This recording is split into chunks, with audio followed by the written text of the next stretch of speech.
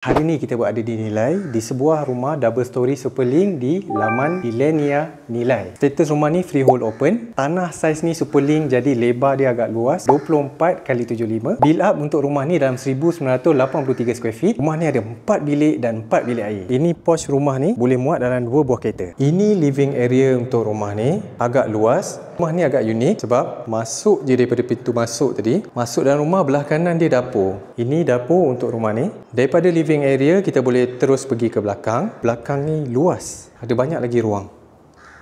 Daripada atas kita boleh nampak nanti. Ini bilik bawah untuk rumah ni.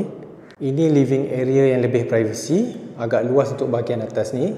Ini bilik yang pertama dekat ruang atas ni. Bilik ni ada balcony. Ini bilik kedua dekat belah atas. Bilik ni tak ada balcony tapi ada tingkap. Ini dia punya master bedroom. Master bedroom untuk rumah ni agak unik sikit sebab menghadap belah belakang. Dan daripada atas master bedroom kita boleh tengok ruang halaman belakang memang agak luas. Rumah ni owner baru je turunkan harga dalam RM590,000. So siapa yang berminat boleh DM. Siapa cepat dia dapat.